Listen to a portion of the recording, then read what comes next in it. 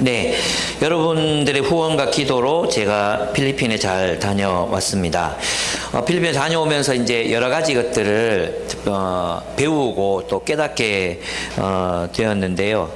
저는 이제 지난번 우리가 함께 섬기는 정대섭 선교사님, 마닐라 침례신학대학교에서 섬기는 이제 정대섭 선교사님 통해서 그런 얘기 들었었거든요. 필리핀 사람들은 한 사람이 돈을 벌면 다른 사람들은 일하다가도 그냥 논다고 그리고 그래서 그 필리핀 그 교회에 너무 가난한 분이 계셔가지고 찌푸니를 모금해서 사드렸대요. 그래서 이제 그거 운전해서 먹고 살 수 있잖아요. 근데 하루는 가니까 일을 안 하고 계시더래요. 그래 왜 일 안 하냐고, 하루라도 일 더 하면 돈을 더 많이 벌고 가족들한테 좋은 거 해줄 수 있지 않냐고 이렇게 물으니까 충분하다고, 이제 오늘 먹을 거 있으니까 내일 나가면 된다고. 하루 벌어 하루 그냥 사는 거예요. 그리고 그래서 노는 사람이 참 많아요. 보면 일할 수 있는데도 또 일할 자리가 없기도 하긴 하지만, 근데 일할 수 있는데도 일을 안 하는 사람들이 좀 있거든요. 근데 이번에 가서 이유를 알게 됐어요. 뭐냐 하면 가족 중에 한 사람만이라도 잘 살거나 부자가 되면 다른 모든 가족들이 그 사람을 찾아와서 돈을 달라고 한대요. 굉장히 끈끈한 혈연 관계 있잖아요. 그래가지고 10년 동안 한 번도 못 본 사람이 찾아와서 돈을 달라고 한대요. 사촌의 사촌, 이모의 이모, 이런 사람들까지 찾아와서 돈을 달라고 한대요. 그래가지고 막 이걸 고민하고 상담하고 이랬다는 얘기를 제가 들었거든요. 그래서 이제 어떤 분은 그렇게 얘기한대요. 전 돈 많이 벌 필요 없다고. 내가 돈을 많이 벌어도 어차피 다 뺏길 거기 때문에 돈을 많이 안 벌고 하루하루 기쁘고 행복하게 살겠다. 나한테 돈 벌라 그러지 마라. 이렇게 얘기하는데, 우리나라 사람 같으면 빌려달라 그래도 없는데 있어도 잊을 돈 없는데 뭐 이러면서 이제 단호하게 그렇게 할 수 있잖아요.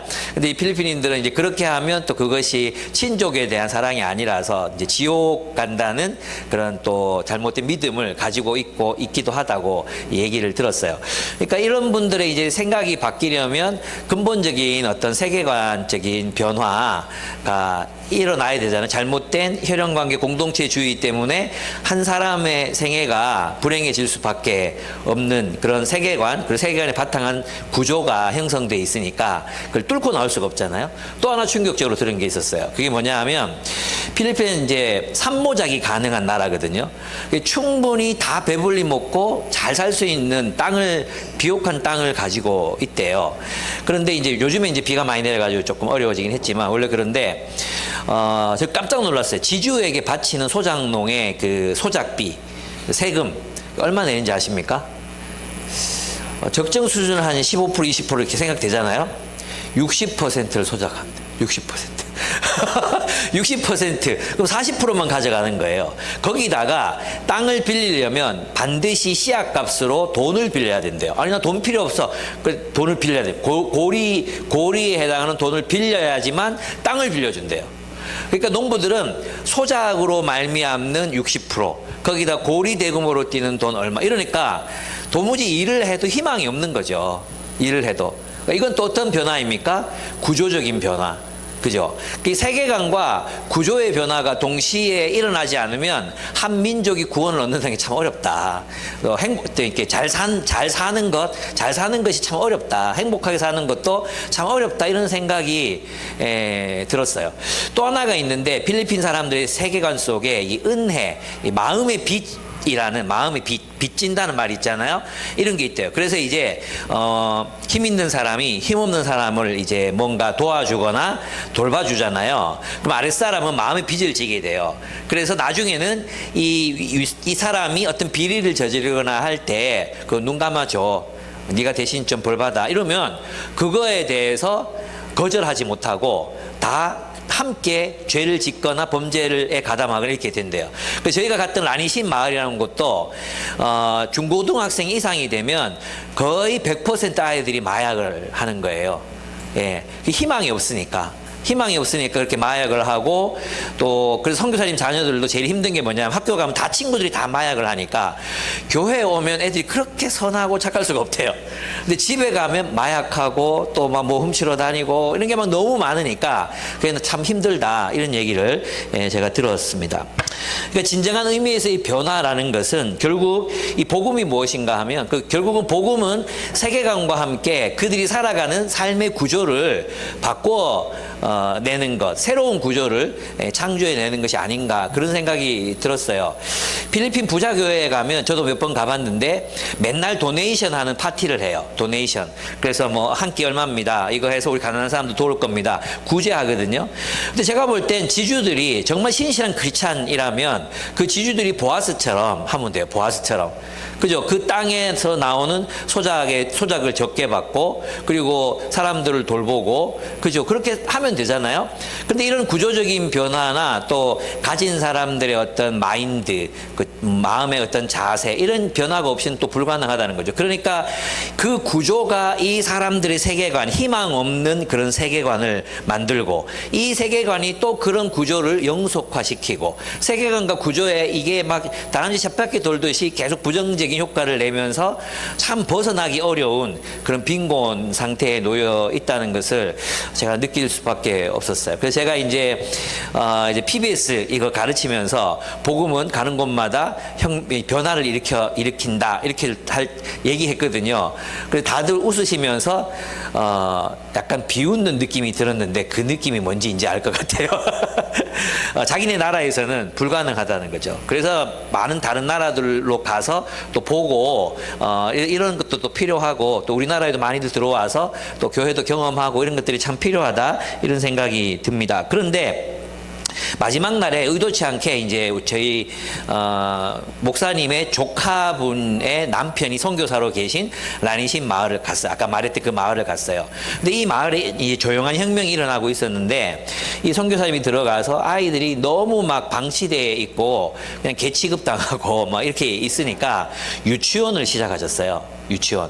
근데 원래 이제 필리핀 유치원 이 동네 그 큰 동네가 수빅이라는 큰 이제 도시인데 도시 속에 라니신 마을은 작은 마을이거든요. 근데 이 마을 어떤 마을이냐면 이제 제일 못 사는 마을. 그리고 제일 변두리 마을이에요. 그래서 여기는 사회에서 혐오하는 모든 시설이 여기 다 있어요. 오폐수 처리장, 쓰레기 처리장, 뭐 이런 거 있죠. 이런 것들이 다 모여 있는 그런 어떤 힘없고 가난한 사람들이 모여있는 그런 마을이었던 거예요. 근데 여기다. 이분이 원래부터 농촌에서 목회하고 싶었대요. 그리고 후원도 전북 무안에 있는 몇몇 교회가 이제 5만 원씩 모아가지고 이제 후원금을 이렇게 보내는데 작은 돈으로 후원을 해요. 근데 이분이 전기공학과를 나왔어. 전기공학과를 나왔는데 이따가 조금 더 이제 이게 중요한 그 이야기가 돼요. 근데 이분이 가서 유치원을 시작하는데 이분들이 오시기 전에는 필리핀에는 모든 유치원들이 이랬대요. 3살짜리, 4살짜리를 앉혀놓고 A, B, C, D 알파벳 가르쳤대요. 바닥은 우리 같은 이건 코팅된 시멘트지만, 그러니까 시멘트 바닥에 유치원 아이들이 시멘트 바닥에 그 작은 의자 놓고 이렇게 A, B, C, D 이게 뭐 칠판 하나 놓고 이렇게 했던 이건 정부가 해야 되잖아요. 근데 그거 안 하는 거죠. 예, 안 해요. 부자 한 명만 있어도 한 마을 바꿀 수 있는데 그거 안 하는 거예요. 근데 이분들이 들어가서 유치원을 지었어요. 그리고 매트를 다 깔고 한국 유치원처럼 예쁘게 하고 앞에는 또 이런 비디오 갖다 놓고 또 선생님들은 한국에서 수입해서 여기서 이제 유치원 원장 하시던 분들 이런 분들이 와서 1년 동안 그쪽에 있는 유치원 교사를 훈련시키고 심지어는 있잖아요. 교회 안에 미용실 차려가지고 미용학원을 차렸어요. 그래서 또 한국에서 미용실 하시던 분 오셔가지고 1년 동안 미용 가르치고 이렇게 해가지고 1년을 했는데 이 유치원이 전국에서 최우수 유치원으로 뽑힌 거예요. 예, 전부 다른 유치원들이 전부 다 그래갖고 안 된다. 뭐 아이들 공부를 해야지 놀아서 되냐고 이랬는데 두 번째 해 또 최우수 유치원이 된 거예요. 5개년 연속 최우수 유치원이 된 거예요. 그래서 지금은 수백에 가면 모든 유치원이 이 유치원 따라서 다 만들어 놓고 시스템도 다 따라하고 이렇게 한대요. 그렇게 되니까 이 마을이 점점점 유명해졌어요. 마약 하는 애들도 점점 줄어들고 이렇게 돼가지고 시장이 원래 다른 대도시에 살다가 이 마을이 살기 좋은 마을이 되면서 자기가 도로도 깔아주고 그래 그래가지고 자기가 이사 와서 자기 옆집에 산대요. 그 얘기 듣고 좀 깜짝 놀랐어요. 왜 우리나라에서 왜 초대교회에서 선교사님들이 와서 학교 짓고 막 병원 짓고 했던 일을 했잖아요. 근데 정말 눈앞에서 우리나라 사람이 젊은 40대가 한 마을, 한 도시를 이렇게 변화시키고 있더라고요. 그러니까 어떤 새로운 질서를 만들어 내면서 세계관의 변화, 이렇게 사는 것만이 답이 아니야. 그리고 복음대로 살아야 돼. 그리고 여기에는 책임에는 한계가 있는 거야. 이런 것들을 가르치면서 있잖아요. 성경 공부를 시작했는데, 최근까지 안 하다가 성경을 시작했는데 정말 느리지만 점진적으로 사람들의 생각이 바뀌고 있다고, 감사하다고 이렇게 고백하는 걸 제가 들었습니다. 정말 복음이 답이구나. 그리고 복음은 실체를 만들어내는구나. 그냥 복음이라는 것이 단순히 우리들의 세계관만의 변화가 아니라 마음의 변화, 동기의 변화, 이것만이 아니라 우리의 세계관과 함께 우리가 살아가는 삶의 현실, 삶의 구조를 바꾸는 것, 그것이 복음의 능력이구나. 이것을 제가 좀 깨닫게 되었던 것 같습니다. 예, 그렇습니다. 오늘 이 사도행전 15장에서 우리가 볼 수 있는 부분들도 바로 그런 부분들입니다. 사실 이제 유대인들은 할례라는 옛 질서, 할례를 통해 유대 민족이 되어야 하나님의 백성이 될 수 있다는 옛 질서, 거기에 사로잡혀 있었고, 또 이방인들을 어떻게 해야 되느냐 했을 때 갈팡질팡하고 있잖아요. 근데 우상숭배라는 옛 질서, 이교도들의 그 문화의 핵심이었고 세계관의 핵심이었던 우상숭배, 그 우상숭배에서 신화가 나오고 신화적 삶이 나오고 그렇잖아요. 그 신화에 지배당하는 현실의 삶이 나오고 그렇잖아요. 그런 사람들에게 이제 너희들은 이 옛 질서, 유대인이든 이방인이든 옛 질서를 버리고 그리스도의 통치로 나아오라, 이 말씀을 사도행전 15장을 통해서 누가가 우리에게 전달하고 있습니다. 초대교회에서 이제 논쟁이 일어났어요. 그죠? 여러분 아시죠? 두 가지 논쟁이 있었습니다. 바리새파 그리스도인들의 주장이 있었죠. 여러분이 모세의 관례대로 할례를 받지 않으면 구원을 얻을 수가 없습니다. 하는 것입니다. 그런데 사실 이제 15장인데 11장에서 이미 이 문제가 다루어졌어요. 베드로가 고넬료를 만나고 고넬료의 온 식솔들을 다 회심시키고 성령이 내려오신 거 봤잖아요. 그래서 그 예루살렘 성도들이 하나님이 큰일을 행하셨다, 하나님이 이방인들에게도 구원을 주셨다, 이미 결정난 사건이었거든요. 근데 이게 관성, 옛 질서의 관성, 그죠? 옛 삶의 어떤 관성이나 살아온 관성이 있잖아요. 그게 바리새파 사람들의 마음을 확 움켜 잡은 거죠. 이게 무너지면 다 무너진다고 생각한 거죠. 이게 무너지면 마치 여호와 하나님을 신앙하는 여호와 신앙 자체가 무너진다고 생각한 것 같아요. 그래서 할례 문제를 다시 들고 나옵니다. 다 해결됐다고 생각했는데 문제가 나와요. 그러면 우리 같으면 어떻게 하겠습니까? 야, 그거 다 결정한 거야, 시끄러워, 이렇게 할 거 아니에요. 그런데 또다시 토론을 합니다. 논쟁을 합니다. 저는 이것이 초대교회가 굉장히 좀 위대했던 점이다, 이렇게 생각을 해요. 또 문제를 들고 나오잖아요. 그럼 거기서 그걸 무시하지 않고 다시 토론을 하는 거예요. 막 토론을 하다가 이제 베드로가 결정적인 이야기들을 합니다. 바울과 바나바의 주장은 그랬습니다. 예수가 그리스도이심을 믿음으로 구원을 얻습니다. 그러면 이제 이 논쟁을 어떻게 해결했는가 하면 안디옥 교회, 이제 예루살렘 교회에서 시키지도 않는데 내려와가지고 너가 할례 받아라. 사도들이 고난을 위임한 것도 아니고 그랬는데 너가 할례를 받아야 하나님 백성 될 수 있다.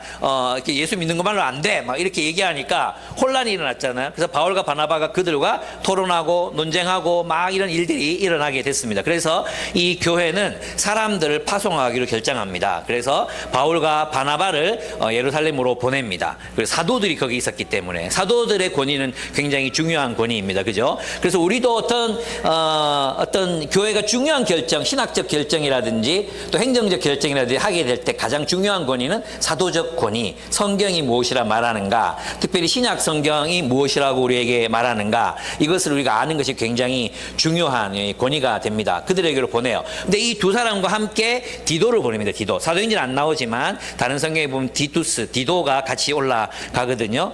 그래서 이제 함께 예루살렘으로 갑니다. 거기에서 이제 많은 논쟁이 있었습니다. 그래서 막 또 토론을 하는 거예요. 하고 나서 베드로가 일어나서 이렇게 이제 파울링이 자꾸 생기는데 좀 이제 봐주십시오. 베드로가 판단을 하죠. 하나님께서 이 요약을 하면 하나님께서 이방 사람들로 복음을 듣고 믿게 하셨습니다. 그 이방 사람들이 복음을 전했는데 그들이 예수를 믿었습니다 하는 거죠. 그런데 믿은 것뿐만 아니라 믿을 때 성령이 임하는 것을 보았습니다. 하나님께서 이방인 신자들에게도 성령을 주셨습니다. 성령은 누구에게 주시는 거예요? 예, 하나님 백성에게 주는 거죠. 구약 성경에서 성령은 하나님 백성 중에도 고급 성도, 하나님이 일을 행할 아주 이제 큰 일을 행할 분들에게 주셨잖아요. 그런데 이 성령이 임하셨다는 것은 구약 성경의 예언에 의하면 모든 백성들에게, 하나님 백성들에게 성령을 부어 주셔서 그들이 율법을 따라 사는 백성이 되게 하실 것이다. 에스겔서에도 나오고 예레미야에서도 나오는 그 예언의 성취를 우리가 보았습니다. 이방인들도 성령을 받고 하나님의 백성이 될 수 있다는 것을 우리가 눈으로 확인했습니다. 이게 베드로의 증언이었습니다. 그리고 그래서 우리는 예수 그리스도의 은혜로 구원을 얻습니다. 이게 무슨 뜻이겠어요? 예수 그리스도의 은혜로 구원을 얻는다는 것은 그리스도 우리 마음에 감동을 주시는 이런 부분을 말하는 게 아니고 예수께서 행하신 일, 예수께서 행하신 그 죽으심과 부활, 예수께서 행하신 그 모든 일, 예수가 메시아라서 오셔서 죽으시고 부활하셔서 새로운 하나님의 나라를 세상에 가지고 오신 이 모든 일, 오직 예수께서 행하신 일, 그 일로 인하여 우리가 구원을 얻습니다. 이런 뜻이에요. 예수께서 십자가에 달려 우리 죄를 용서하시고 부활하셔서 새로운 질서를 창조하시고 우리는 오직 예수 그리스도를 믿음으로 그 백성이 될 수 있습니다. 그러므로 우리는 그리스도의 은혜로 구원을 얻는 것입니다. 이렇게 이제 말을 합니다. 그러니까 결론이 뭡니까?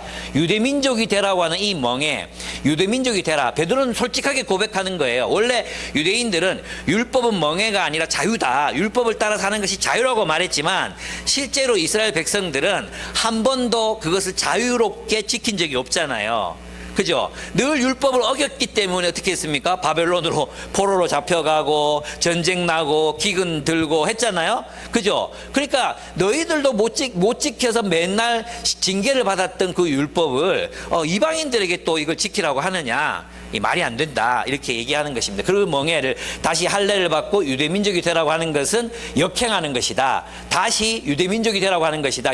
메시아 오시기 전의 상태로 돌아가라고 하는 것이다.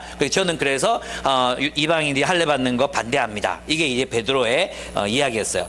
그 후에 이제 바울과 바나바가 보고를 합니다. 이제 보고를 하는 거죠. 안디옥 교회에서 어떻게 그들이 예수를 믿고 막 표징이 일어나고 또 그들을 통해 그들이 어떻게 하나님께 돌아오고 성령을 받았는지 이런 얘기들을 보고를 하니까 사람들의 마음이 점점 움직이기 시작했습니다. 결정타 야고보는 예수님의 동생 야고보입니다. 이 야고보는 예수께서 살아계실 때는 예수를 안 믿었어요. 사실 이게 믿기 어렵죠. 내 동생이 나보고 메시아라고 부르는 건데 내 동생이 만복이 내 동생이 유복이 형 하다가 나보고 그리스도시여 이게 되겠습니까? 안 되는 건데 부활하신 예수를 만나고 나서 이제 사도가 되거든요. 그래 예루살렘 교회 실질적인 지도자가 돼요.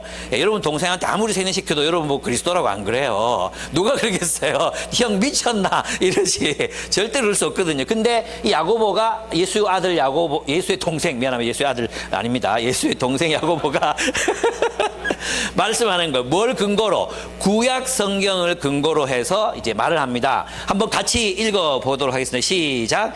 이 뒤에 내가 다시 돌아와서 무너진 다윗의 집을 다시 짓겠으니 허물어진 곳을 다시 고치고 그 집을 바로 세우겠다. 그래서 남은 사람이 나 주를 찾고 내 백성이라고 이름을 받은 모든 이방 사람이 나 주를 찾게 하겠다. 이것은 주님의 말씀이니 주님은 옛부터 이 모든 일을 알게 해주시는 분이시다. 이게 바로 야고보의 통찰이었습니다. 이 말씀은 원래 아모스에 나오는 말씀입니다. 아모스서에서 나오는 말씀인데 여기 본문에 보면 유대의 남은 자들, 그때 모든 이스라엘이 아니야. 남은 자들, 정말로 메시아를 기다리고 하나님의 나라를 소망하는 그 남은 자들이 하나님 백성이 되고 그리고 이방인들 가운데서 이방 나라에서 그들이 하나님의 백성이 되는 일들이 일어날 것이다. 그러니까 그들이 유대 민족이 되지 않더라도 그들의 문화, 중국인은 중국인의 문화를 가지고 한국인은 한국인의 문화를 가지고 그리스도인이 하나님의 백성이 될 수 있다는 예언, 그 말씀을 근거로 해서 이제 야고보가 말을 합니다. 그러니까 이방인들이 하나님의 백성이 되는 것이 옳다, 이런 결론을 내리게 됩니다. 그래서 결정사항이 담긴 편지를 이제 전달하게 되는데요. 교회는 그러면 이 문제, 이 결정이 나오기까지 어떻게 문제를 해결했는가? 아까 앞에서 이제 했던 것 한번 정리해 보면 어떻습니까? 첫째, 뭐가 있었습니까? 문제 제기가 있었죠. 그래서 공동체 안에 누군가가 특별히 어떤 예언적인 사람이라든지 아니면 누군가가 공동체에 일어나는 이런 변화들을 보고 이제 또는 어떤 신학적인 문제, 또 이래서 될까요? 라는 어떤 절차적인 어떤 문제들, 이런 문제들이 교회 안에서 막 생기잖아요. 우리도 이제 교회 청소년 아이들이 막 많아지는데 어떻게 이 문제 해결해야 될까요? 이렇게 문제가 일어나잖아요. 그러면은 뭘 해야 됩니까? 토론해야 되는 거예요. 토론. 예, 정말 열띤 토론이 있어서 열띤 토론. 여러분 있잖아요. 토론을 하게 되면 새로운 주제를 가지고 토론을 하게 되잖아요. 그리고 나와 생각이 다른 사람들하고 대화를 해야 되잖아요. 그럼 이게 불편할까요? 편안할까요? 불편할 수밖에 없어요. 근데 우리 한국 사람들은 야 토론하자, 이렇게 민주적인 거 되게 민주적인 민족이거든요. 사실 한민족이. 그런데 토론을 하면 감정이 상해요. 감정이. 자기 의견을 말하면 돼. 자기 의견을 말하면 되는데 감정이 확 상해가지고 자기 감정을 표현해 버리거든요. 그러면 토론이 이제 안 되는 거예요. 그 눈치 보고 어떡하지? 이게 막 눈치 보게 되고 막 그런 거예요. 자기 의견을 말하면 되는데 감정을 표현해 버려. 무시당하는 것 같다. 막 이래 버리고, 그죠? 그 다른 의견을 제시하면 되잖아요. 근데 이렇게 하면 어떨까? 이렇게 말하면 되는데. 와, 어떻게 그거 사람 무시하는 것 같다. 뭐 이렇게 감정으로 가버리면 더 이상 토론이 안 되는 거예요. 그래서 열띠게 토론하자, 막 토론하자. 딱 우리 교회가 좀 그렇게 성숙한 토론, 그래도 우리는 잘한 것 같아요, 그죠? 그때 또 섭섭하다. 또 우리 바울산지에서는 식교조를 포기해야 된다. 우리가 무시당하는 거 아니냐. 뭐 여러 가지 감정적인 반응들이 있었지만 그래도 아주 성숙하게 반응해줘가지고 일주일 안에 많은 사람들이 일어나서 또 이렇게 자기 의견을 제시하고 또 리더 모임 하고 이랬잖아요. 저희는 그렇게 계속해서 토론해 왔잖아요. 또 의견을 나누고 이런 과정들이 정말 우리들에게 필요한 거죠. 예. 그래서 이런 토론의 과정에서 다름이 있고 갈등이 있고 다른 생각이 있을 수 있다. 근데 그걸 자연스럽게 받아들여야 되는데 그렇게 안 하면 누군가 막 귓대 잡고 끌고 그거 여러분 원하지 않잖아요. 그죠? 그래서 그러면 갈등이 일어났고 문제가 있고 그럼 대화를 하다 보면 네 생각 내 생각이 다를 수 있고 어떤 한쪽으로 의견이 기울 수밖에 없고 또 설득하는 과정이 있을 수밖에 없고 이게 너무나 자연스러운 거잖아요. 그죠? 이런 것들이 이제 우리에게 필요하다. 그걸 받아들이는 것, 수용하는 것, 그것이 필요하다. 이 얘기를 여러분에게 꼭 드리고 싶어요. 왜냐하면 앞으로도 그럴 거니까. 앞으로도 어떤 이슈들이 계속 나올 거 아니에요. 지금은 청소년 문제가 이슈지만 나중에 여러분의 나이가 80이 되고 그랬을 때는 우리 교회 이 넘쳐나는 노인들 어떻게 할 것인가? 그렇죠? 요양원을 세울까? 아니면 노인들 공동주택을 지을까? 이런 공통 이슈들이 나올 거 아니에요. 그러면 또 토론해야 되는 거죠. 예. 토론해야죠. 예. 집을 짓자. 병원을 짓자. 막 또 우리 막 토론하겠죠? 저는 너무 기대된다. 막 또 토론하는 거야. 그렇게.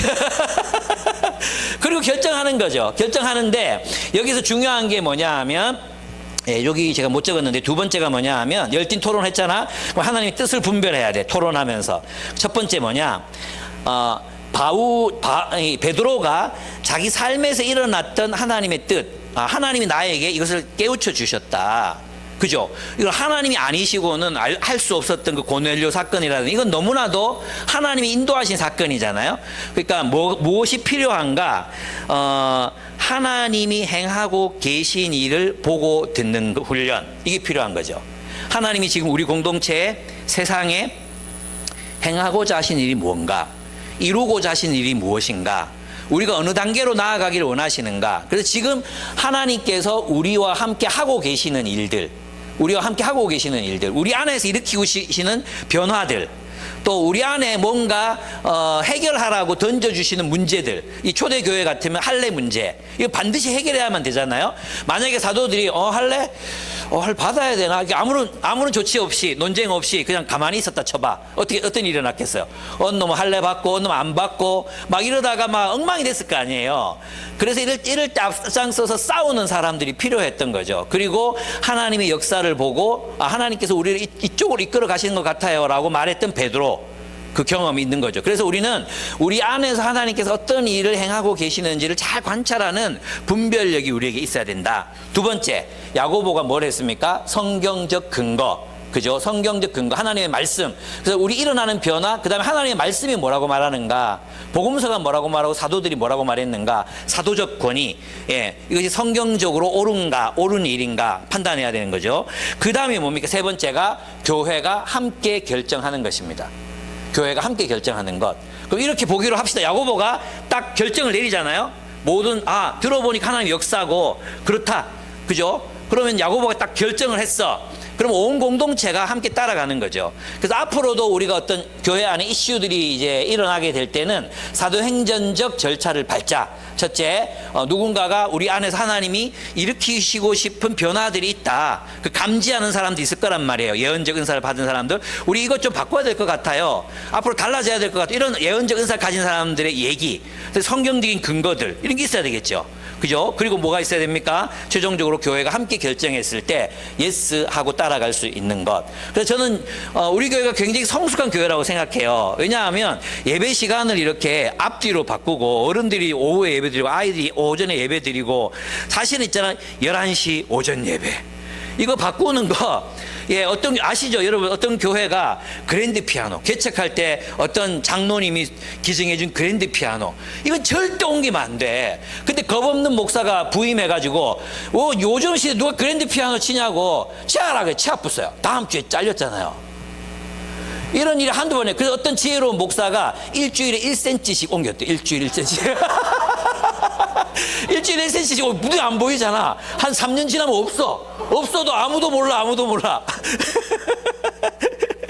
우리는 그렇게 하지 말자. 우리는 그렇게 좀 하지 말고, 좀 정말 교회가 이렇게 함께 결정해서 함께 가고, 전통, 관습, 옛날 일 이게 무시할 수는 없지만, 하나님께서 우리 안에서 어떤 일을 일으키시고자 할 때 새로운 변화, 이거 얼마나 새로운 변화, 할례에서 그리스도의 통치로 완전히 엄청난 변화잖아요. 모세에게서 예수 그리스도로, 그죠? 예수를 믿으면서도 모세 안에 갇혀 있기를 원하는, 모세 안에 여전히 머물기를 원하는 이 습성을 버리기가 진짜 힘들거든요.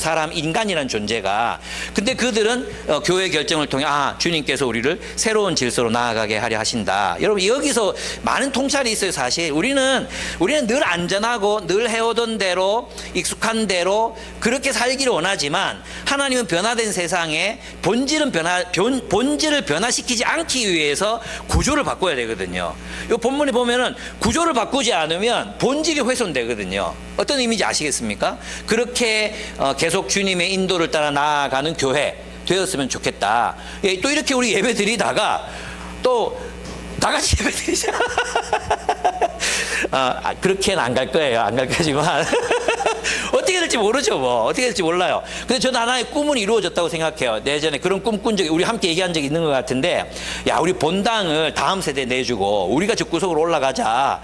그렇게 우리 설교하고 얘기한 적 많았잖아요. 애들이 너무 많아져가지고 걔들이 일부 예배, 이 전체 예배당 다 차지하고 우리는 구석에 가서 좀 찡기서 예배 드리자. 그런 일이 이제 우리 눈앞에서 실제로 일어나고 있습니다. 저는 참 감사한 일이라고 생각합니다. 그리고 거기에 대해서 여러분들이 순종하고, 순종이라기보다 함께 이게 최선의 선택이라고 생각하고 함께 할 수 있는 마음을 가졌다는 자체, 이것이 저는 얼마나 감사한지 모르겠습니다. 그렇습니다. 두 번째, 성경이 드러나 있는 하나님의 뜻, 교회의 결정을 따라야 된다 그랬죠. 그래서 이렇게 결정을 하게 됩니다. 사도들과 장로들과 온 교회가 대표들을 뽑아 바울과 바나바와 함께 안디옥으로 보내기 결정하고, 그 다음에 이 대표로 뽑힌 사람은 유다와 실라였는데, 이 사람들이 이제 내려갑니다. 그러니까 다시 안디옥으로 내려가서 바울과 바나바만 가면 얘들이 거짓말 할 수 있잖아요. 그죠? 얘들이 이제 이렇게 안 했는데 우리가 맞대, 그냥 뭐 이렇게 하면 돼, 이렇게 하면 되잖아, 그죠? 그래서 이제 그 말의 신빙성을 위해서 유다와 실라가 같이 내려가게 돼요. 유다는 아주 전통적인 유대인 이름이잖아요. 실라도 마찬가지고. 그래서 내려가게 됩니다. 그리고 그들은 교회의 결정을 그들에게 전달합니다. 그래서 이제 24절을 보면 재밌는 구절이 나오는데, 예루살렘 교회가 이 바리새파 그리스도인들이 하는 일이 틀렸다는 걸 알았어요. 알고 있었어요. 이 본문에 보면 뭐라고 되어 있습니까? 시키지 않은 일이었다. 24절 한번 보면요, 재미있는 표현이 나오거든요. 그런데 우리 가운데 몇몇 사람이 우리가 시키지 않은 여러 가지 말로 여러분을 혼란에 빠뜨리고 여러분의 마음을 어지럽게 하였다는 소식을 들었습니다. 이렇게 얘기하는 거예요. 그러니까 예루살렘 교회에 성경적인 예수 믿는 대부분의 사람들은 이 바리새파 그리스도인들이 주장하는 게 틀렸다 알고 있었어요. 그럼에도 불구하고 예루살렘 교회가 성숙했다는 게 뭐냐면 토론을 하는 거예요. 또 논쟁하도록 내버려 두는 거예요. 그리고 다시 또 결정하잖아요. 저는 이 태도가 진짜 참 초대교회 훌륭했다 이런 생각이 들었어요. 시키지 않으니 혼란스럽게 해서 정말 죄송합니다. 이렇게 자기들이 한 건 아니지만 이제 사과를 하는 거죠. 이것도 우리에게 필요한 자세예요. 우리 이 대표 의식. 자기가 한 게 아니잖아요. 자기가 한 게 아니지만 그 공동체가 안디옥 공동체 폐를 끼쳤으니까 미안하게 생각합니다라고 대표로서 말할 수 있는 거. 그죠? 이게 이제 우리들이 가져야 되는 아주 대표성으로서의 자세인 거죠. 그래서 여러분들이 세벗이 오거나 새신자들이 오거나 아이들을 대할 때도 여러분은 우리 교회 대표로서 할 수 있어야 돼요. 예, 그런 거. 그 다음에, 그 다음 나오는 게 뭡니까? 메신저들이 신실하다는 거예요. 여기서 유다와 실라가 바나바와 바울을 아주 이렇게 높이는 이야기가 나오죠. 26절을 보시면, 바나바와 바울은 우리 주 예수 그리스도의 이름을 위해서 자기 목숨을 내놓은 사람들입니다. 이렇게, 씁니다. 이 편지 속에 이 내용이 들어가 있는 거예요. 그러니까 예루살렘 교회는 또 사도들은 바울과 바나바를 이렇게 소중히 여깁니다. 이런 표현을 한 거예요. 참 감사하죠. 그러니까 여러분들이 누군가의 편지를 쓸 때 김유봉 목사는 예수 그리스도를 위해서 목숨을 내놓은 사람입니다. 이렇게 이제 적은 것과 유사한 것이다. 이렇게. 뭡니까? 이제 그 공동체를 섬길 리더를 이렇게 세우는 거죠. 그 공동체를 세울 리더를 이렇게 세워주는 거. 주를 위해 헌신한 사람입니다. 이렇게 해서 그들의 많이 신빙성이 있다. 메신저는 신실하다는 말. 그 다음에 유다와 실라도 우리의 신뢰를 받는 아주 좋은 사람들입니다라고 보내요. 그들이 말로 전달했을 때 그 말의 무게가 이제 엄청나게 실리게 되는 역할을 하게 됩니다. 그런데 이제 다만 뭐라고 말합니까? 우상에게 바친 제물과 피와 목매어 죽인 것과 음행을 멀리 하십시오 라고 얘기해요. 이게 이제 저는 굉장히 중요한데, 많은 사람들이 이걸 뭐라고 생각하느냐 하면 율법의 최소화라고 생각해요. 율법의 최소화. 그럼 이거 빼고는 다 해도 돼요? 그죠? 율법 지키지 마라. 최소한 요 정도 율법은 지켜라. 이 말로 들리잖아요? 그렇지 않습니까? 그럼 이거 빼고 음행 빼고 다 해도 돼요? 우상에게 바친 재물 안 하고 그걸 자유롭게 살면 됩니까? 율법은 없어졌으니까? 그런 의미가 아니에요. 아까 초도에서 말씀드렸지만 유대인의 옛 질서는 유대주의, 모세의 유대주의였다면 이방인들의 옛 질서는 뭐예요? 우상 숭배를 중심으로 한 그들의 문화. 그러니까 이 요구는 뭐냐 하면 여러분들이 이방 우상 숭배 문화를 떠났다는 것을 보여주셔야 합니다. 여러분들이 최소한, 이건 최소한이 아니라 핵심적인 기준인 거죠. 본질적인 기준을 제시하는 거예요. 요것만 하면 돼, 요것만 다 받아줄게, 이런 의미가 아니라 핵심적인 요구사항. 그게 뭐예요? 적어도 우상의 지배로부터는 벗어나야 합니다. 우상을 섬겨서는 안 됩니다. 이게 최소 기준인 거죠. 이게 핵심적인 기준이란 말이에요. 여러분들 표정이 아침에 청소년들보다 더 뚱한 표정인데 이해한 거예요, 못한 거예요? 핵심적인 이 모든 이제 우상의 제물, 우상에 바친 제물, 그리고 음행, 이건 연결되어 있는 거거든요. 우리 고린도전서에 보면은 우상 숭배하고 나서 반드시 하는 게 뭐였어요? 그 신전 창녀들하고 섹스하는 거였거든요. 예, 이건 모든 이방 신전에서 있었던 행위였어요. 그러니까 우상을 숭배하고 예배하고, 그 다음에 혼음 난무하고, 그리고 거기 바쳐진 고기로 축제를 여는 것. 그죠? 이거 피 다 빼고 이방인들이니까 피 다 빼고 먹는 게 아니잖아요. 피째 먹는 그런 어떤 우상 숭배적 상황을 생각해 볼 수 있다는 겁니다. 이거는 이제 한 반반 정도인데 반 정도는 저의 의견이고 저와 같은 의견이고 반 정도의 주석가들은 그냥 최소한의 윤리적 기준 뭐 이렇게 보는데 제가 볼 때는 그렇지 않습니다. 제가 볼 때 이것은 아주 핵심적이고 본질적인 문제다. 유대인들에게는 할례를 떠나는 것이고 이방인들에게는 우상 숭배를 떠나는 것이다. 이렇게 봐야 된다고 저는 생각합니다. 그죠? 안 그렇습니까? 막 설득이 되지 않습니까? 그렇습니다. 그래서 그들에게 이렇게 말하는 것입니다. 그래서 이제 그 다음이 중요해요. 요거를 이제 우리 잘 무시하거든요. 그러면 끝났냐? 요것만 지키면 끝났냐? 아니야. 여기 보면 유다와 실라는 예언자들이었다. 그래서 백성들의 믿음을 굳게 했다 했잖아요. 유다와 실라가 뭐 했겠어요? 니는 미래의 목사가 될 거야. 니는 뭐 이게 아니야. 대언자, 하나님의 말씀을 가르치는 자였다 이 말이에요. 하나님의 말씀을 지식적으로 가르칠 뿐만 아니라 그들의 현재적인 삶에 어떻게 적용해야 되는지 그 시대에 속한 사람들에게 그 시대의 언어로 그 사람들이 실천해야 될 것들을 말해준 사람들을 예언자라고 하는 거예요. 우리도 성경 은사를 보면 어떤 분들은 성경 지식에 대해서 많은 분이 계세요. 그죠? 지식의 은사. 어떤 분들은 성경 말씀을 가지고 삶에 잘 적용하는 분들이 계세요. 그죠? 이런 분들이 예언적 은사를 가진 분들이라고 할 수 있다고 제가 자주 말씀드렸죠. 예. 그래서 성경에 말하는 예언은 단순히 미래의 일이나 알지 못한 어떤 것들을 말하는 게 아니라 하나님의 뜻을 현실에 맞게 풀어 설명할 수 있는 사람이 예언자다. 그 능력이 탁월해지면 시대 속에서 또는 자연 환경 속에서 일어나는 일들을 분별해낼 수 있는 능력이 생긴다. 그런 사람들도 있다. 예, 그것들 여러분 아셨으면 좋겠습니다.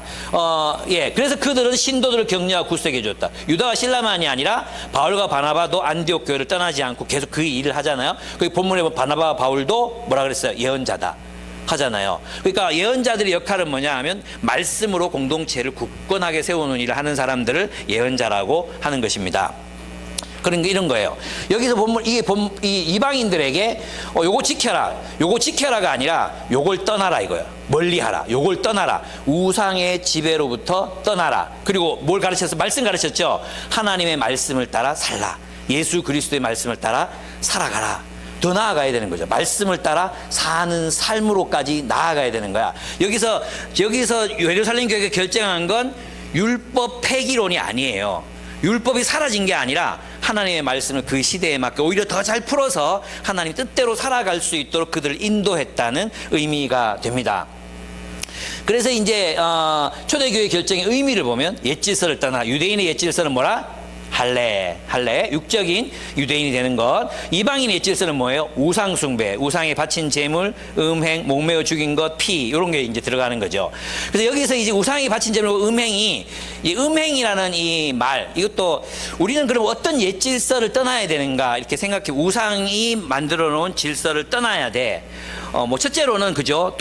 만몬의 돈, 섹스, 권력, 돈의 지배.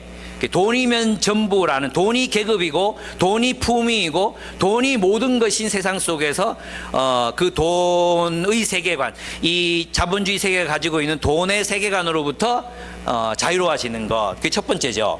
또 뭐가 있겠어요? 음행, 섹스, 이게 이제 우리들의 문제죠. 문제입니다. 저는 이제 오늘날 보면 기독교 청년들이 돈 문제나 가난 이런 것들이 있죠. 서로 나눌 준비가 돼 있어요. 되게 헌신적으로도 잘 하거든요. 잘 살아요. 그런데 문제가 뭐냐 하면 이 이성교제를 시작하면 갑자기 세상 사람이 돼요. 갑자기.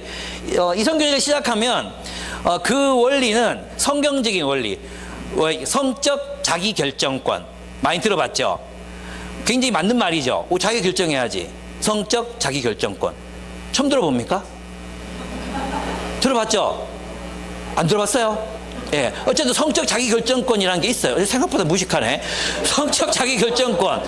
이걸 가지고 사람들이 이제 자기 몸을 어떻게 사용할 것인가를 결정한단 말이에요. 근데 기독교인은 성적 주님 결정권이야. 우리는 자기가 결정하는 게 아니라 주님이 결정하는 거예요. 주님이. 지가 결정하는 게 아니에요. 하나님의 뜻대로 결정해야죠. 하나님의 뜻대로. 그렇죠? 하나님이 우리에게 뭘 원하십니까? 왜 하나님께서 우리에게 혼전 순결하라고 하십니까? 왜 결혼하기 전에 동거하지 말라고 말씀하십니까? 왜 그렇습니까? 성이 정말로 중요하기 때문이에요. 성은 오직 결혼관계 안에서만 보호받을 수 있기 때문에 성을 결혼관계 안에 두라. 이게 음행이라는 표현은 모든 유대교적 표현에서 음행이라는 단어는 포르네이아는 결혼 외의 모든 성관계를 말하는 거예요. 결혼 관계 이외의 모든 성관계. 그래서 우리는 이성교제를 해도 거룩하게 해야 되는 거죠. 우리의 성생활이, 우리 이성교제가 하나님의 뜻 안에 거룩하게 존재해야 된다는 것입니다. 근데 우리는 이 말을 들으면 굉장히 거부해요. 성은 쾌락을 위한 거고 사랑의 표현이고, 그게 다 어디서 나오는 거냐? 세상 가치관에서 나오는 거예요. 사람들이 우리를 뭐라고 부르든, 요즘 시대에 무슨 혼전 순결이야, 누가 뭐라고 그러든 기독교인이 세상 사람들과 구별되는 그 아주 독특한 부분, C.S. 루이스가 순전한 기독교에서 말했던 것, 그게 뭐예요? 부부관계의 정절이라고 얘기했어요. 부부관계의 정절. 우리는 성을 거룩하게 하지 않고는 거룩한 자녀를 거룩한 가정, 성가정을 이룰 수가 없어요. 예. 그리고 있잖아요. 여러분 아시잖아요. 저희 결혼 2주 앞두고 제가 청옥산 자연휴양림에 있는 리더스를 갔다가 한 놈이 제 앞에서 다이빙을 하길래, 제가 누굽니까? 군함 마스트에서 다이빙 훈련을 받은 사람입니다.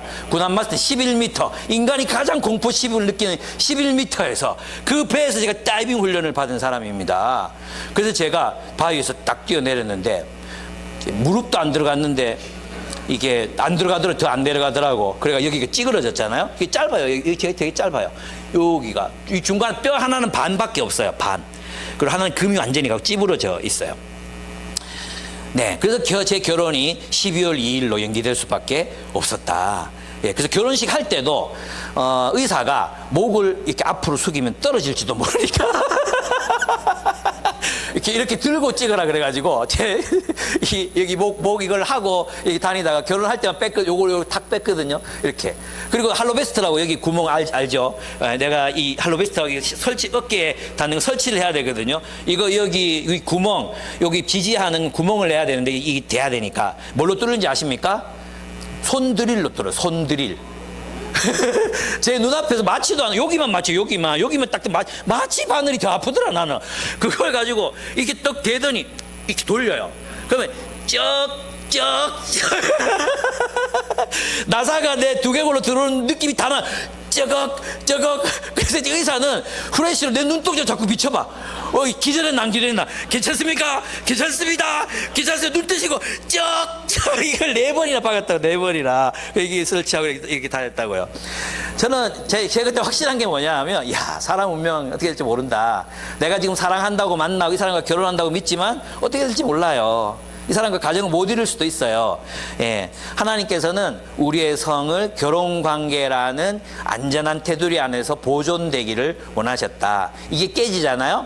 아시죠? 저희 자주 얘기했으니까, 결혼 전에 성관계를 아무나가 아니라 여러 사람과 했던 사람들은 이혼율이 8배가 높아요. 8배. 예, 8배. 한두 배가 아니라 8배. 이거 보통 숫자가 아니에요. 그래서 우리 그리스도인들 이런 점에 있어서 우리는 분명하게 우리의 기준을 지켜야 한다. 목사님, 말씀드리기 참 어렵지만 이미 우리는 넘어갔습니다. 이런 사람도 있을 수 있어요. 그러면 오늘 딱 손잡고 회개하오니 지금부터 우리를 순결하게 지켜주시옵소서 기도하시고, 순결하게 결혼식 날까지 순결하게 여러분 자신을 지켜 나가시기를 바랍니다. 아멘. 반항하나 지금? 예, 그렇게 하시기 바랍니다. 이것뿐만 아닙니다. 우리 애들 또 있죠. 우리의 나는 이게 뭐냐 하면 사람들이 잘 몰라요. 사람들이 자기 모습을 우리 지방의 목사님들 보면 안 되는데, 이번에 필리핀 여행을 같이 갔단 말이에요. 근데 여러 종류의 사람들이 있는데, 한 분의 이분이 연세도 68세 정도 됐어요. 근데, 식욕이 엄청나요, 진짜. 식욕이 엄청난데, 하도 빨리 드시니까 이제, 막 삼겹살을 굽다가 삼겹살이 이제 딱 3조각, 3명 앉아 있는데 8명 갔거든요. 저쪽에 1명 굽고 2명 굽고 있고, 여기 3명 이렇게 앉아서 이게 세 조각이 왔어요. 그래서 그분이 한 조각을 딱 드셨어. 그래가지고 이제 저 2개 중에는 하나는 내 거고 하나는 저 맞은편에는 전 목사 거지. 그리고 딱 젓가락을 들락하는데 두 번째 탁 가져가는 거예요. 이거 무슨 상황이지? 너무 낯선 상황이 앞에서 벌어지. 그래서 또, 그 전 목사가 먹지 하고 기다리고 있는데, 그게 또 세 개를 연달아 막 다 가져가시는 거예요. 근데 이게 한 번이 아니라 계속 그러던 거야, 계속. 그래서 나중에 막 짜증이 나더라고. 와, 나도 약간 그런 면이 있는데, 그래서 더 화가 난지도 몰라요. 와, 나도 먹고 싶은데, 이런 게 있잖아요. 근데 이제 시장에서 꽃게를 막 어마어마하게 샀어요, 꽃게를. 진짜 어마어마하게 샀어요. 꽃게로 배불러 본 적이 처음이야. 그리고 한 분은 이제 이쪽에는 새우, 이쪽에는 꽃게. 이래가지고 요리를 맡겼어요, 지방장한테. 그래서 2만 원 받고 다 요리를 해주셨거든요. 막 열심히 먹고 꽃게가 딱 반절 잘라가지고 하나가 남은 거예요. 그래서 나랑 이제 전 목사랑 나랑 친한 목사님 둘이 앞에 이렇게 둘이서 저거 누가 먹지? 그러고 눈치를 슬슬 보고 있는데 저 옆쪽에 있던 테이블에 계시던 그 목사님이 날아와가지고 진짜로 후원 날아와가지고 안 먹지 갖고 가면서 그때 얼마나 화가 나는지 몰라요. 그래가지고 이제 다들 화가 난 거야. 이거 때문에 다 그 목사들이 먹을 거 하나 때문에 화가 난 거예요. 그랬더니 이제 물놀이를 하러 가서 막 파도 타고 있는데 아씨 그거 내가 먹으려고 그랬는데 그걸 다 가져갔다 하면서 얘기하니까 마치 옛날에 포항에 한 10만 원짜리 회를 시켰는데 이제 팩에 4개가 나왔어요. 4개가 20명이 먹어야 돼. 한 팩을 밥처럼 다 드셨다면서. 근데 본인은 몰라요. 그래서 다른 사람도 말을 해주면 되잖아요. 근데 뭐라고 말을 해주냐면 와, 그 연세에 정말 식욕이 좋으시다. 잘 드시네요. 칭찬이 되니까 이분은 자기가 얼마나 밉상인지를 모르시는 거예요. 예. 이거 진짜 유출되면 안 되는데. 그런데 이제 이번에 저희가 좀 얘기를 했어요. 얘기를 했고. 한 분은 또 기대 잡아 따라와 이런 스타일 있잖아요. 그런 스타일인 거예요. 지금 나이가 다 60이 넘었고 60 다 돼 가는데 오늘 일정 어떻게 됩니까? 따라와 보면 알아요. 뭐 이래. 어디 갑니까? 몇 분 걸립니까? 글씨요. 사람 속을 다 뒤집어놔. 내일은 쓸 예산이 얼마 남았습니까? 모르겠는데요. 그래가지고 다 자기 마음대로 하니까 막 불만이 다들 이만큼 다 올라온 거예요. 아무도 또 얘기 안 하거든. 내가 또 얘기했지. 그러지 말라고. 애들도 아니고 같이. 그래서 이제 실제로 이제 마지막에 어떤 코업을 이렇게 왜 섬인데 산처럼 돼 있고 깎아지는데 요렇게 해안 모래사장이 조금 남아 있는 그런 데 있잖아요. 그런 데를 우리를 데려간 거야. 근데 비 오는 날 데려갔어. 가까운데 30분, 35분 거리에도 있는데 굳이 저 멀리 가야 된대. 그 통통배를 타고 30분까지 기분이 좋았어요. 근데 1시간을 더 가는 거야. 이 섬이 저긴감 지나가고 저긴감 지나가고 저긴감 또 지나가가지고 이 한 번만 더 가면 내 뛰어내린다는 생각에 진짜 더 못 가겠다. 그리고 저 새끼를 내가 밀어버리든지. 근데 마지막 진짜 인내심이 끝까지 올랐는데 여기다 하고 들어가는 거야. 들어갔는데 모래는 시커멓고 방갈로에 개떼들이 막 수십 마리가 뛰어다니고 앉아있는데 밑에 와서 헐떡거리고 막 긁어 막 이렇게 긁고 있고 와, 그 비 오고 물에도 못 들어가겠고 이런 상황이 된 거예요. 그래서 다들 막 불 따고 나가지고 야, 밥 먹고 빨리 가자. 호텔 수영장에서 놀자 하고 막 이래 됐어. 근데 하나님이 은혜를 베푸셔서 해가 뜨고 이제 파도가 물러가가지고 잠깐 물놀이를 할 수 있는 상황이 된 거예요. 이걸 가지고 이제 만약 이런 것도 같이 결정했으면 우리 같이 결정했으니까 다 감내하고 견딜 수 있잖아요. 자기 혼자 다 책임지고 가놓으니까 또 욕은 욕대로 먹고 고생대로 하고 이렇게 얘기하니까 막 그 지킨 사람이 눈물이 글썽글썽 해가지고 열심히 했는데 열심히 하는 게 문제가 아니고 사람들 마음을 왜 그렇게 모르냐고. 우리한테 이런 게 있는 거예요. 나도 있는 거예요. 나도 우리에게 이런 게 있어. 나는 이제 이걸 또 내가 저도 대학생 사회를 많이 해서 그런지 몰라도 다 큰 어른이잖아요. 그래도 나보다 10살은 어리지만 이분이 말 습관이 하나 있거든요. 그게 아니고 이게 말이 붙어. 내가 뭐라 말하면 그게 아니고 그럼 또 얘기해. 이걸 내가 2년 3년 동안 참았거든요. 또 이번에 또 뭘 했는데 또 그게 아니란 거야. 그래가지고 그게 아니긴 뭐가 그게 아닌데. 거기서 필리핀 사람들 전부 다 눈이 동그래져서 우리 쳐다보고 선교사님 뛰어오고 그게 아니고가 뭐 그게 맞네. 그게 맞는데 와 그게 아니고 계속 내가 막 야단을 쳤어. 내가 잘못했죠. 그래가지고 이제 아직 이제 사과 문자를 어떻게 보낼까 지금 고민하고 있는 중이에요. 우리도 있잖아요. 지는 몰라. 지는 모르는데 남들은 다 아는 그런 거 있어. 어떤 사람도 보면 막 있잖아요. 막 짜증 진짜 잘 내는데 자기 짜증 낸 줄 몰라. 진짜 짜증 낼 줄 몰라. 어떤 사람은 막 이렇게 뭐 싫은 사람 되게 불편하게 하는 사람이 있거든요. 막 좀 이렇게 뭐 이렇게 농담 비슷하게 뭐 이렇게 걸면 정색하는 사람도 있잖아요. 탁 정색하고 이렇게 탁. 그리고 악수할 때 힘 안 주는 사람들. 악수할 때 손에 힘 안 주는 사람들. 와, 이 뭐지? 이 상황이 뭐지? 꺾어볼까? 뭐 이런 여러 가지 생각이 들게 만드는 그런 사람도 있잖아요. 지는 모른다. 그게 얼마나 사람을 기분 나쁘게 하는지 지는 모른다니까요. 그거는 이제 저는 이게 공동체가 이걸 잘해야 된다고 생각해요. 예, 물어봐야 돼. 정말 내 안에 혹시 내가 못 보고 있는 블라인드 에리어가 없나 물어봐야 돼. 자주 물어봐야 돼. 내가 혹시 이래서 불편했나 물어봐야 돼. 사람들이 이게 눈치가 좀 있어야 되는데 이게 또 잘 안 되거든. 그래서 좀 여러 사람들 이야기를 듣고 저는 이래요. 그 사람 말이 코렉트 정확하진 않아. 근데 그 불편한 감정을 잘못 표현할 수는 있다. 그럼 그 불편한 감정을 갖게 하는 어떤 거가 나한테 있을 수 있다. 여기까지 동의가 되잖아요. 생각해 보는 거죠. 아, 저 말은 내가 아닌 거야. 동의, 비동의. 그러나 저렇게 말하는 데는 분명히 나한테 어떤 불편한 감정이 있었을 것이다. 그럼 그게 뭘까? 그걸 만든 게 뭘까? 생각해야 되는 거죠. 복음에 비추어서 내 옛습관, 내 옛질서, 아직도 내가 세상에 속해 있는 그런 나의 연약한 부분들이 무엇인가 살펴보고 복음대로 살자. 이 얘기를 여러분에게 드리고 싶었습니다. 근데 이제 또 하나 바울과 바나바가 갈등이 일어나잖아요. 파라바테스 요거 이게 이제 다투니라고 아주 이제 쉽게 번역되어 있는 단어. 다투니가 아니야. 이게 어떤 단어로 나중에 발전하느냐 하면 발작. 다투다 이 헬라어 원어가 나중에 어떤 단어로 발전하느냐 하면 발작.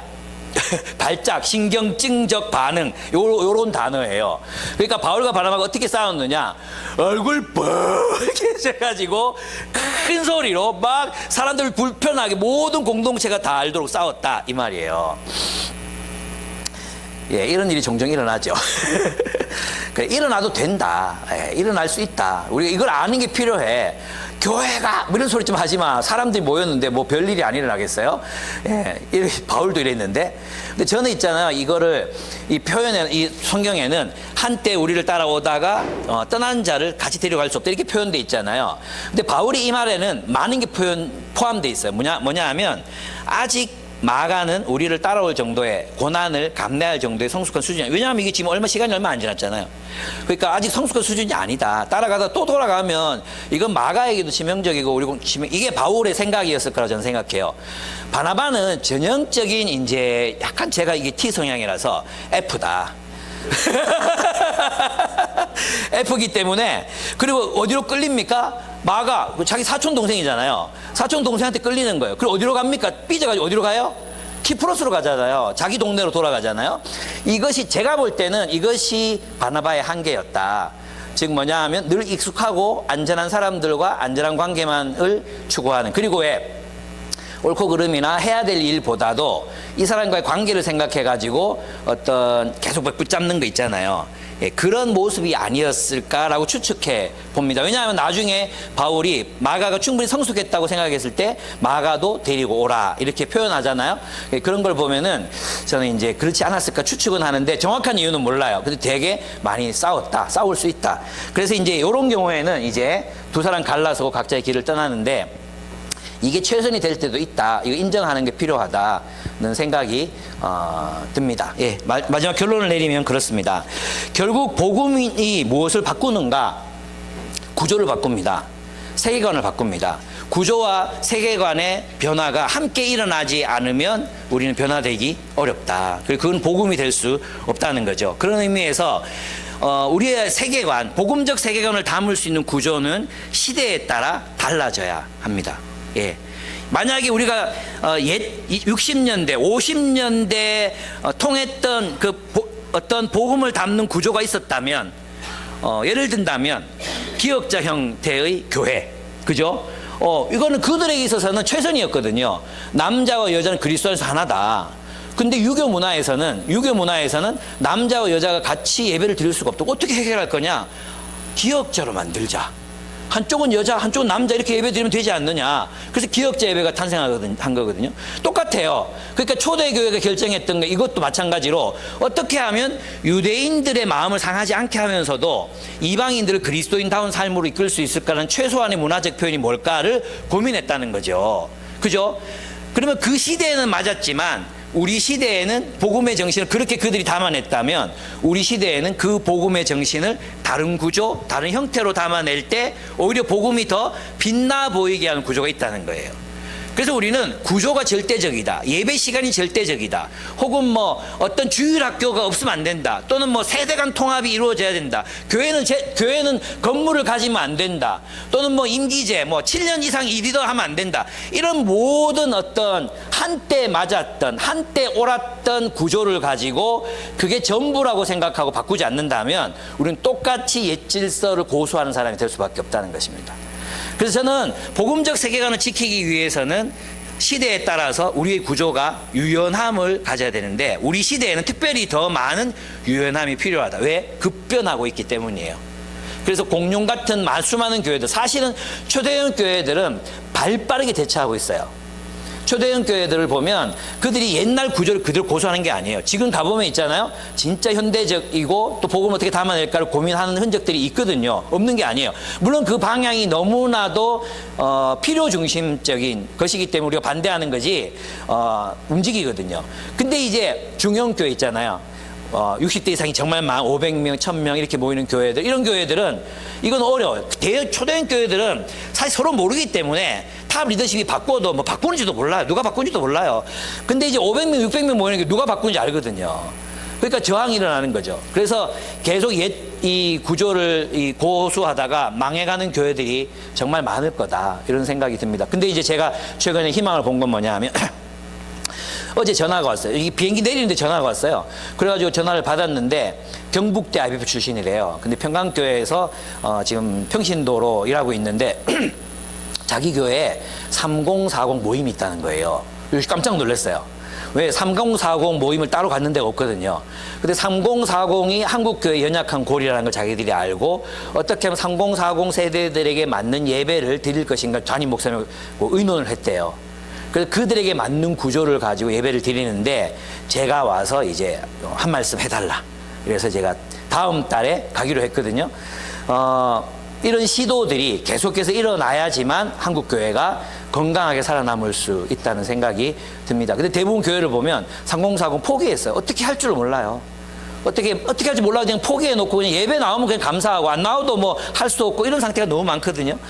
그래서 저는 이제 우리의 마인드 속에 이런 복음을 어떻게 담아낼 것인가에 대한 고민, 이런 것들이 필요하고 또 우리 안에 내 안에 있는 옛 질서, 여전히 남아있는 옛 질서, 가부장적이고 유교적인 질서, 세상의 질서, 아니면 어떤 성적인 문화, 이런 것들 여러 가지가 우리 안에서 어떻게 지금 복음으로 새로워지고 있는가를 여러분이 한번 점검해 볼 필요가 있겠다. 그런 뜻으로 오늘 15장 말씀을 풀어보았습니다.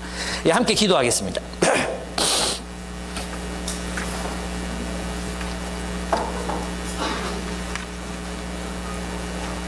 네, 우리 함께 기도합시다. 내 안에 하나님 아직까지 여전히 옛 질서 속에 속해 있는 연약한 부분들이 있는데 내가 잘 모르겠습니다. 가르쳐 주시고 또 알면서도 고치지 못하는 고집 부리고 있는 그런 모습들이 있다면 주님 내가 고쳐가게 해주십시오. 좀 기도했으면 좋겠어요. 그리고 보게 해주십시오. 좀 복음으로 나를 좀 볼 수 있게 해주십시오. 기도드렸으면 좋겠어요. 그 기도하시고 하나님 우리 교회도 앞으로 많은 이슈들이 나타나게 될 텐데 초대교회 사도들처럼 하나님의 뜻을 분별하고 하나님의 뜻대로 움직이는 교회가 되게 해주십시오. 우리 그렇게 좀 주님 앞에 또 기도 드렸으면 좋겠습니다. 그리하여 온 세계의 진정한 변화를 이끌어내는 그런 교회, 세계관과 구조를 함께 바꾸는 그 새로운 구조로서의 교회, 새로운 창조로서의 교회를 세워갈 수 있도록 해주십시오. 이 세 가지를 가지고 우리 하나님 앞에 기도하도록 하겠습니다. 기도하겠습니다.